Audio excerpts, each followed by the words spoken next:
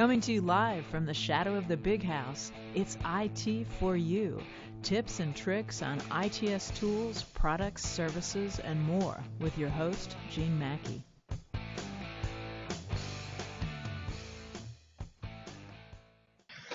Okay, hello everyone. I'm Jeff Ziegler from ITS Teaching and Learning Group.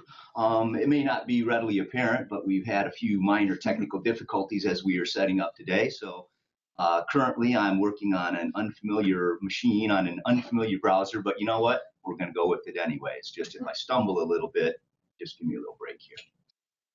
Okay, today's subject is what's new in Canvas. Let me go ahead and go to the next screen. Canvas is our learning management system, and it's used at the University of Michigan to teach and facilitate teaching at the University of Michigan. It is the replacement to C-Tools, which was our previous learning management system. Just to give you a little bit of background on Canvas, I got a little bit of a history here, a real quick one. So we launched Canvas as a pilot in fall 2014. We had 19 courses and 2,800 students. You can see we did another pilot in winter 2015. A little bit more, a few more courses, a few more students. Then in fall 2016, that was kind of like the cutoff point for us. That's when Canvas actually became the official University of Michigan learning management system. At that point, we had 5,363 courses and 41,000 students. So quite a big jump from the first launch. We are now about 1 year out from when we first launched in production. So this is our 1 year anniversary of running Canvas in full production and teaching all courses in Canvas. So just to give you a little bit of idea of what Canvas is and where it came from. So today I'm going to talk about what's new in Canvas. As you can imagine, there have been quite a few changes since fall of 2014.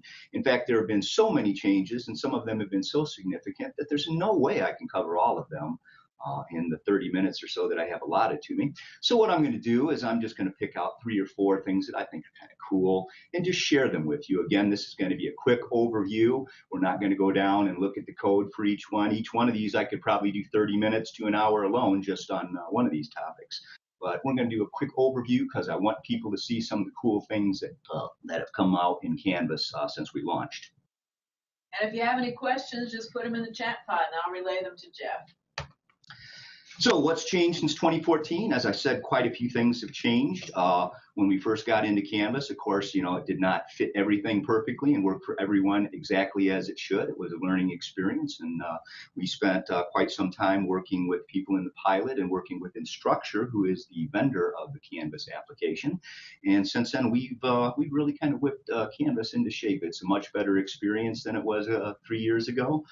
So some of the features I won't be covering today, but I just wanted to mention them. Again, I believe these slides will be made available after the presentation. So these links on here will take you to more information about these things, which I'm not going to cover, but just quickly, Canvas Course Management, which is kind of a tool for managing users and sections. Canvas Catalog, which is kind of another version of Canvas, but it's kind of oriented towards perhaps a pay-per-use type of domain.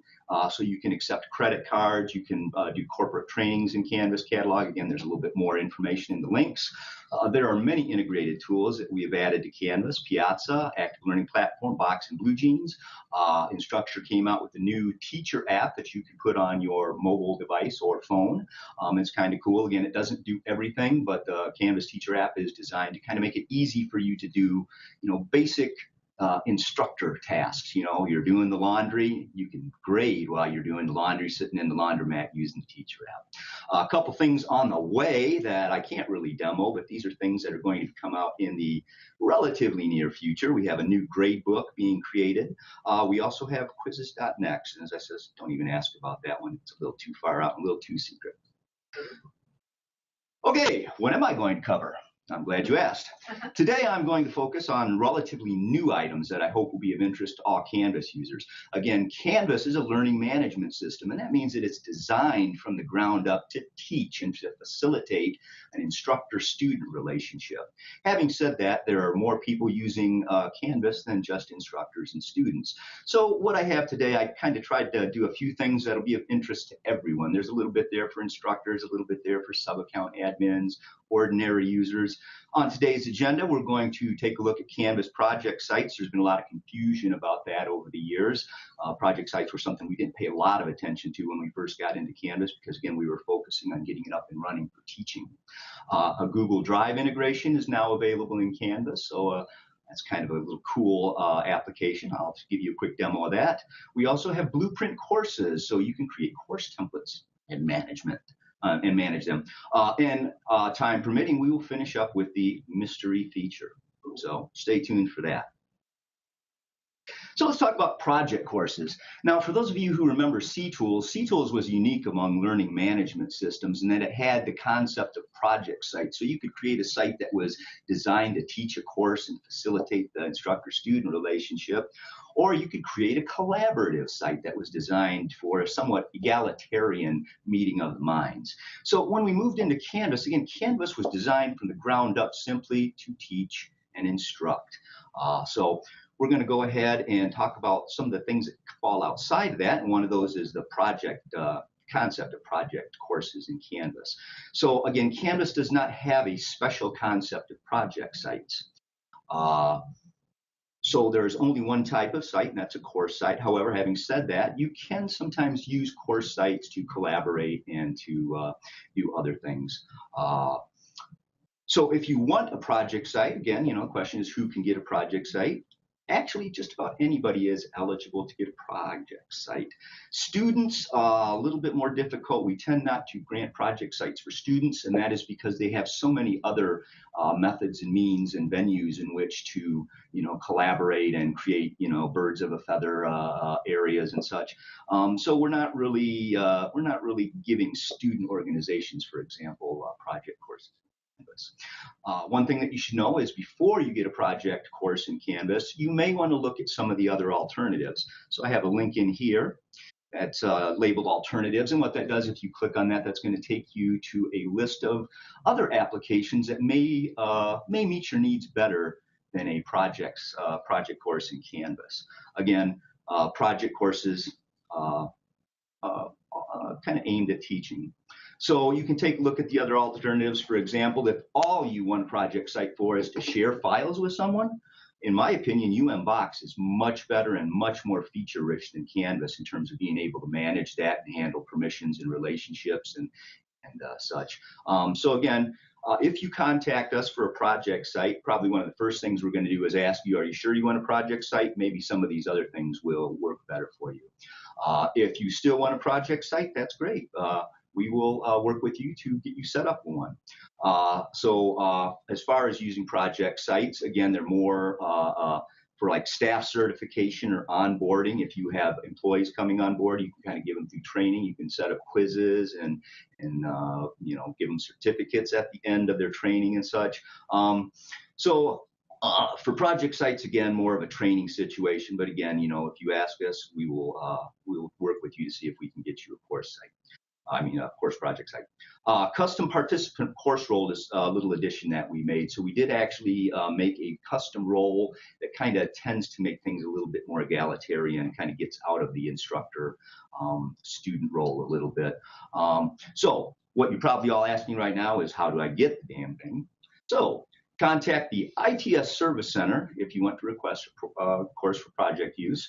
What they will do is they will probably handle the initial contact, and if there's any questions, they will kick you up to my team, and we will work with you to create your project sites. So that's it for project sites. Let's go ahead and move on to the next item.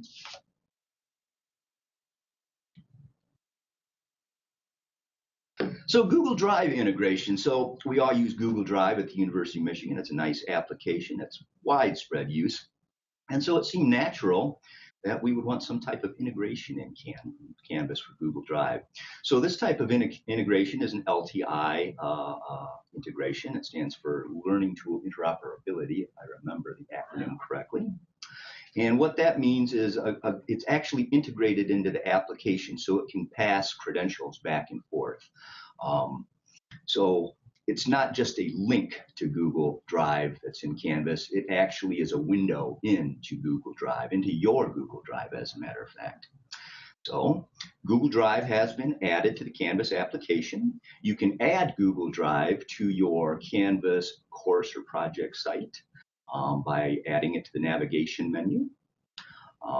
You can single sign on to TwoSystem. Again, it's going to pass credentials through, so you don't have to log in to Canvas and then log into Google Drive.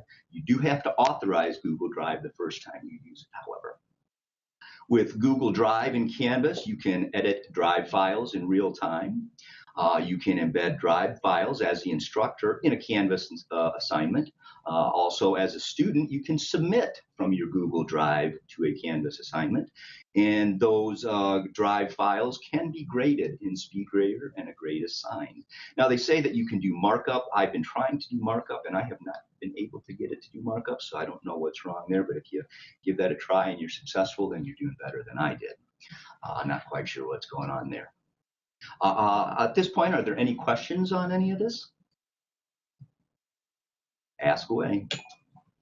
Okay, another application of the Google Drive integration is you can collaborate on doc sheets and slides with your Canvas group.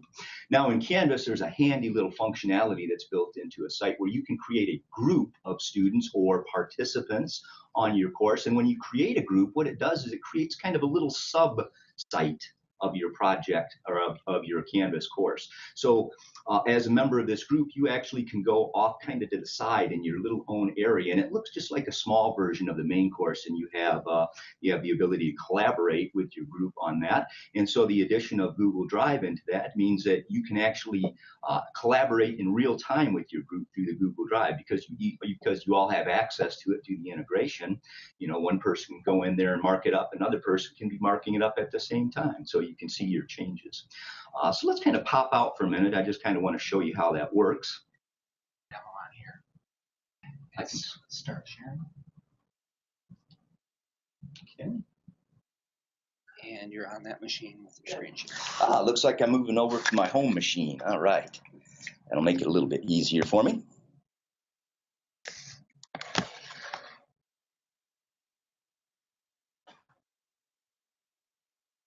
Good. So let me go ahead and get back to where I was. Present. Okay, so I got us back in here just so I could kick us back out, but let's do things the right way. So this is a course I created exactly for this demonstration.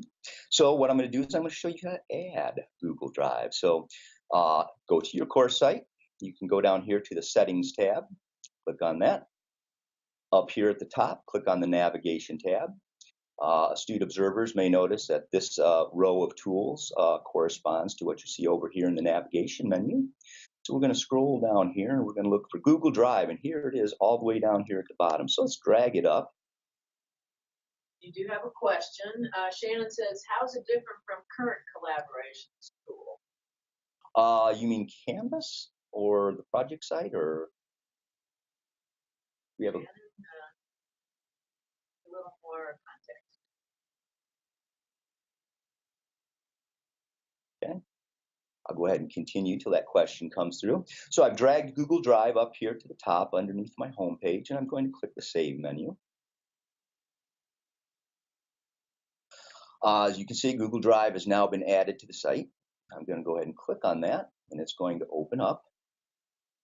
So this is going to take me right in. So now what we're actually doing is we're looking at my personal space in Google Drive. So I can dive down into any of these folders, meeting notes. This is a folder that I've shared with one of the student people that are on this course. So here's a Drive test file. I think I'm logged into Firefox, so let's try this. So here's a user, and I'm going to send him to that course, and I'm going to show you what it's like to authenticate. So when you first log into Google Drive, it's going to ask you to authenticate, so I'm going to demo that for you. I've already done it myself, so you're not seeing that authorization. So do we have the question coming through yet? Shannon says, the clarification, how is the Google Drive integration different from the Canvas collaborations? The Canvas collaborations tool is designed basically to collaborate. I guess I guess I don't have a good answer for you. That Google Drive is more just to be able to share and collaborate with the documents that you have in Google Drive. And again, the difference is that it is integrated into Canvas. You can all collaborate on the same docs. I hope that answers the question. If not, let's move on. Collaborations will make a brand new file. Yeah, collaboration makes a brand new file, I guess, is the biggest difference. So I was going to demo, let's see, we're back here in Firefox. Let me go back to my user. We're going to go to the IT4U site. So here's Google Drive on the same site, so I'm going to click on that. And as you see, Joe User, who's my student here, he isn't seeing his Google Drive. That's because he needs to go down here and click on this Authorize button. So when you click on that, it's going to authorize you, and you can see that there is Joe User. Now, Joe, again, is looking at his Google Drive, not at mine. However, you can see that Joe has access to the folder that I've shared with him. And you can see that down here, there's a drive test file.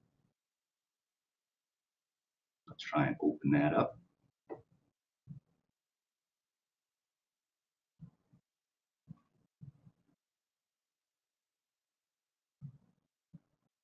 So there's a doc. It says nothing more than hello. Let's take a look on my machine.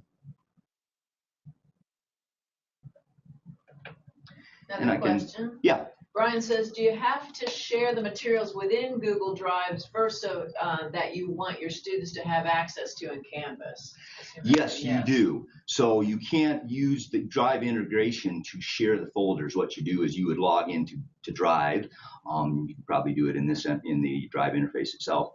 And then you go ahead, just like you would share normally, you actually give permission to, so you would have a list of your students' unique names or whatever, and you would go ahead and paste that in and give them all access. And then when they log into their Drive, again, what they're doing is looking at their view, and they can find that folder that you shared with them and navigate to it and go on in there and make edits or changes or whatever. So you can see that in my view here, I have added a little bit of content. I've added some more characters in there.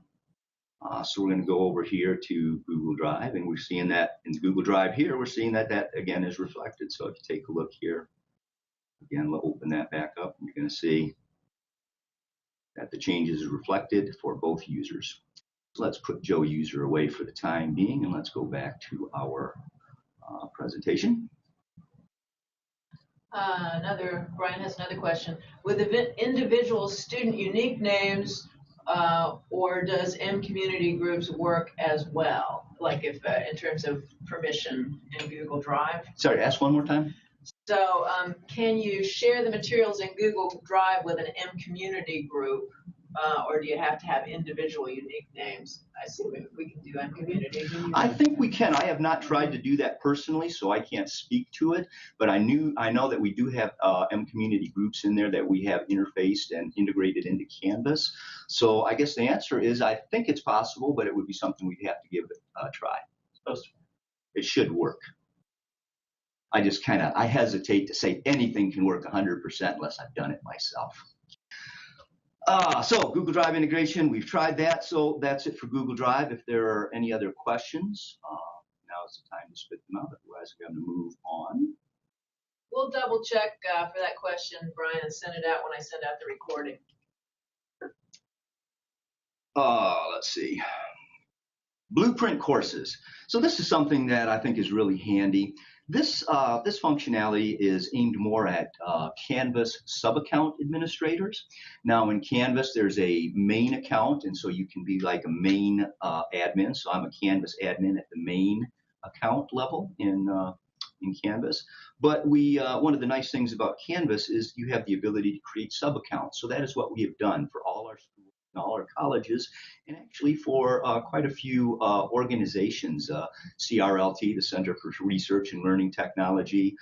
There are a couple other educational organizations around the university who have their own sub-accounts. And as a sub-account, it gives you, using a sub-account gives you the ability to kind of change the courses just in your school or college. So you can customize the CSS. You can do a number of things that you can reinforce at the sub-account level rather than at the whole, the level of all of Canvas.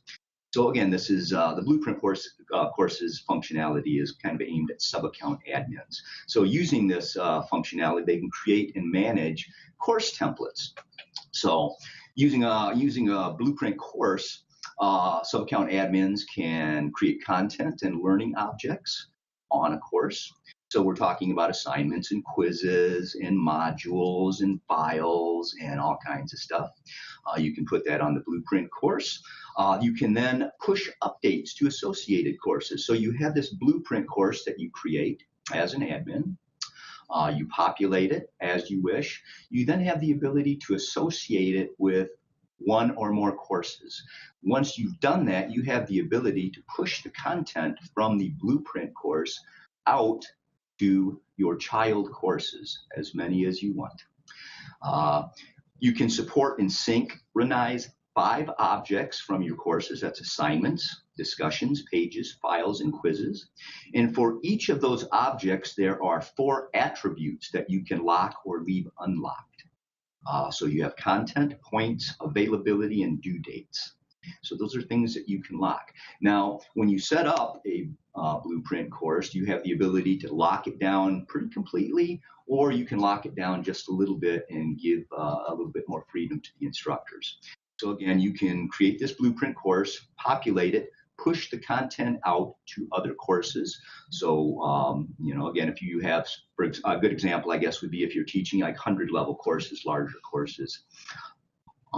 You probably want those to use similar, if not identical, learning objects. So you don't want one person teaching off in this area and one person teaching off in this area. So with Blueprint courses, it kind of gives you the ability to say, okay, here are the standard objects that we would like you to use in teaching this course.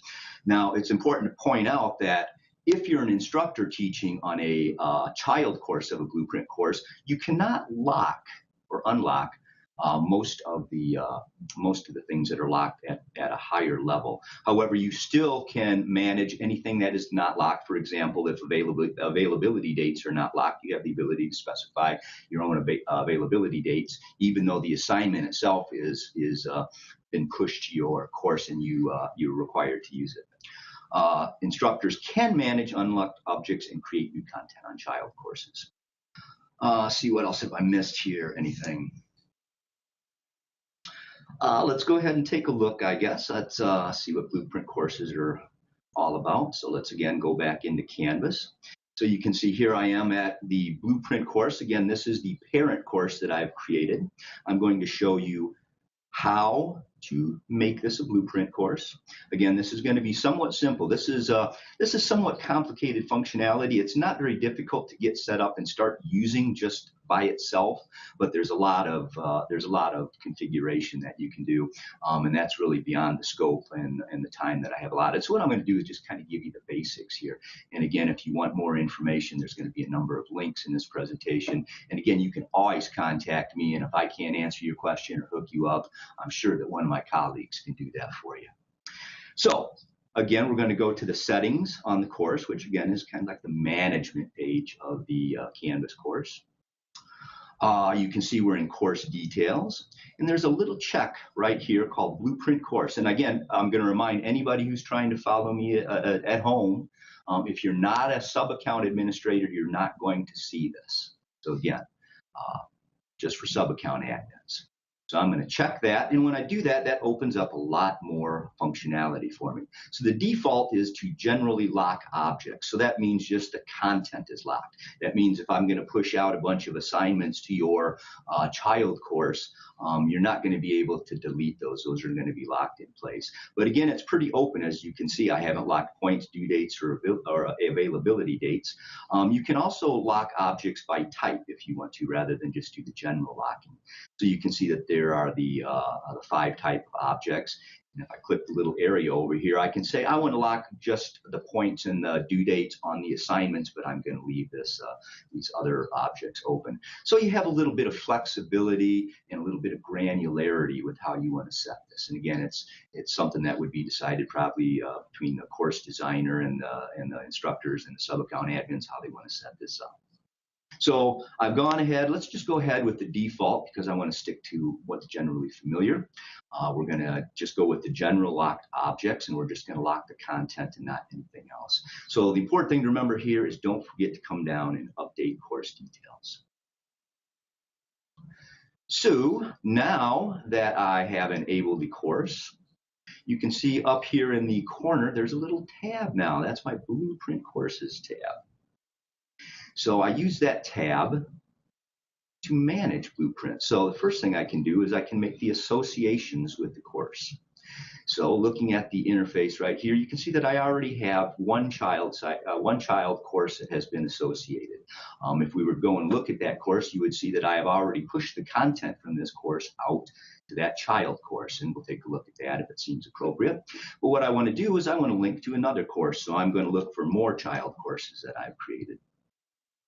So you can see there's 2 more courses that I have created. So let's go ahead and select Child 2 and Child 1. Conversely, you can select this one right here.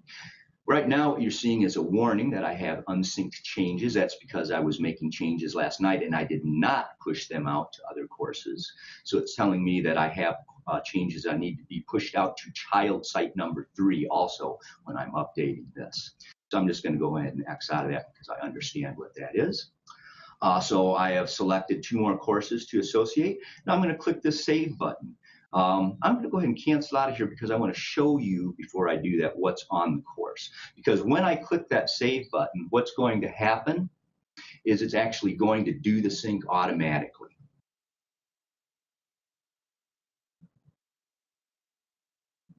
Looks like it's not letting me cancel. Let me go back. There we go. More than one way.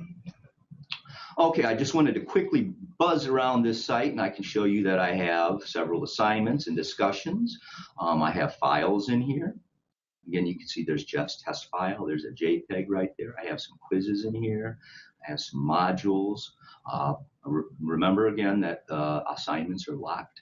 So I'm going to go ahead and go back up here to the Blueprint, and I'm going to go ahead and do the associations this time. I guess you can just take my word for it that the courses that I am syncing this to have no content on them at this time. If anybody disputes that, I can go look. Yes? Karen wants to know, how do you remove or gray out the left tab list on the main page? So you're talking the main page of Canvas, I assume?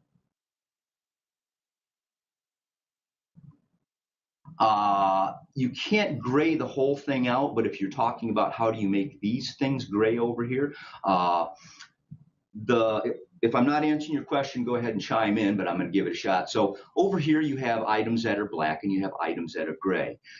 In general, any item over here that's gray means one of 2 things. Either you have hidden it from your students and it shows up as gray for you, or what's almost more common is that there is no content, which means it does not show up for the students.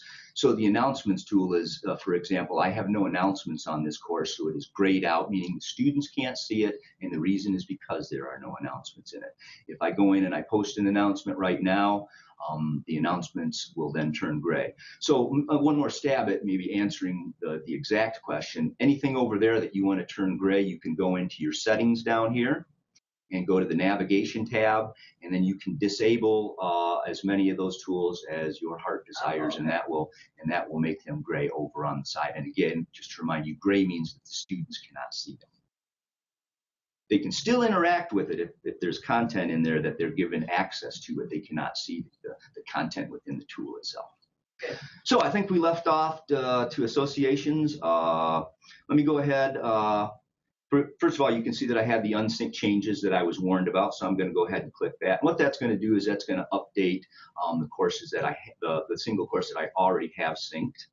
And then I'm going to go back into associations, and again, I'm going to search for a child course. And there they are. Let's select all of them. I'm going to go ahead and click Save. Again, when I click Save, this is actually doing the synchronization for me. Depending on how much you have, it may take a little while. You can see it's still kind of churning on my page right there. Okay, so if we go back in there, you can see that we now have 3 associations. Now, I can remove associations with a course if I want to, simply by coming over here and clicking that, saving. Now, disassociating a child course doesn't take away any of the content. I've already rolled the content. All that it means is that I will no longer be able to push updates to those courses that I was associated with. And again, if I want to do that, I can reassociate with that course by searching for it and looking at it. Let's pop back into the course itself again, and let's see. We can look at sync history. So if you look at this, you can see it's kind of telling you what I was doing. You can see that last night I was kind of testing this out around 10:47 and 10:44. I was just basically associating courses right here. It's telling me 0 push changes because I have not really pushed any changes to those courses. I have synced to them, but I haven't made any changes. So again, the strength of this is that I can now go back and I can change something on my course, and I can, again, push it back out to the associated courses. I think I'm going to go ahead and stop right there. Again, I could go on for another half hour to an hour on this, but I just wanted to show you the basic functionality. Again, a reminder that these are for sub-account admins. So it doesn't mean that instructors can't use it. It just means you have to learn who your sub-account admins are in your group. And again, you can find that out. I think I have a link in here. If I don't, I will put one in. Or you can always call the ITS Service Center, and they will be able to either tell you or connect you with someone who can tell you who you need to talk to in your school or college to get this set up. So I have one last thing I want to do. Let's pop back in here.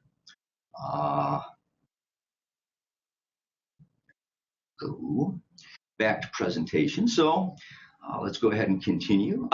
For something completely different. Very nice. Woo! The mystery feature. Ooh. The moment you've all been waiting for. I hope you're not too disappointed.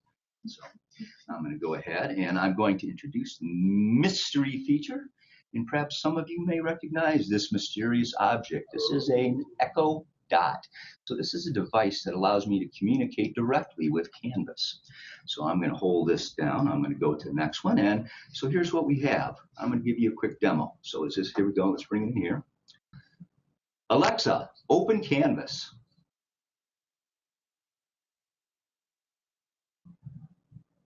And of course, this is the part where it doesn't work.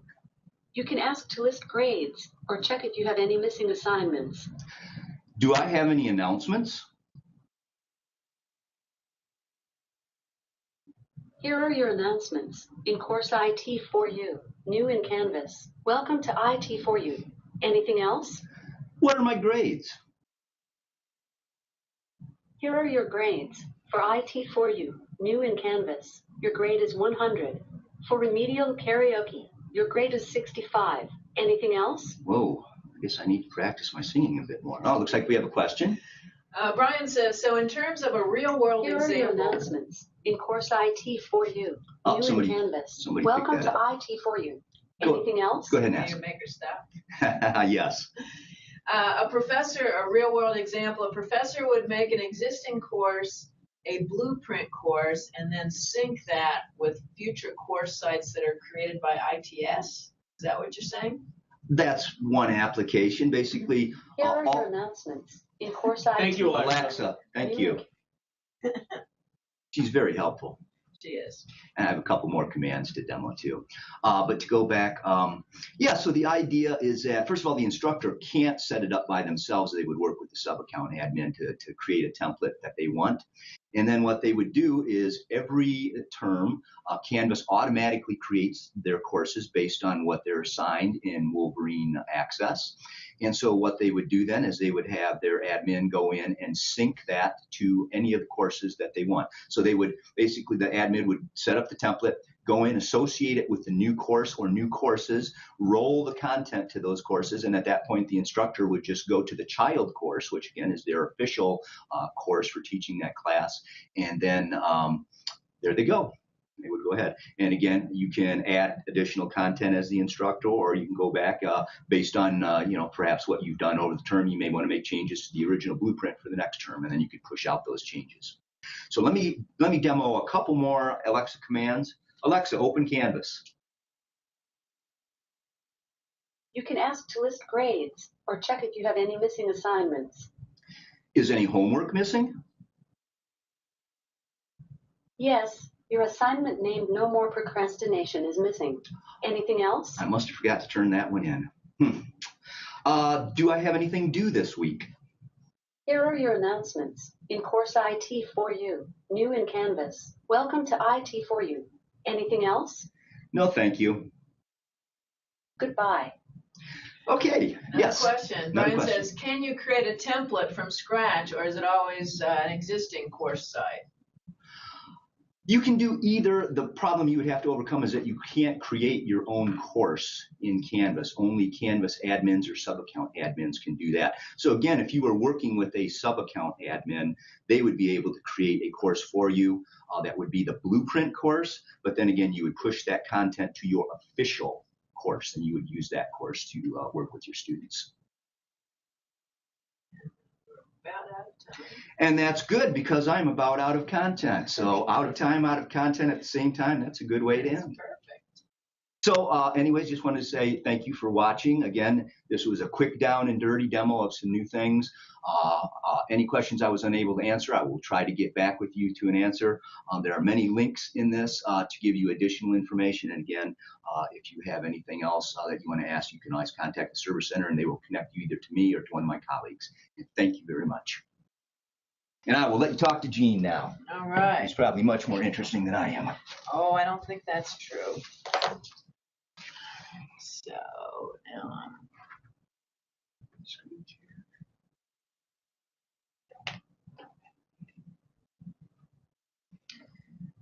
All right. Thank you very much, Jeff. Lots of great information.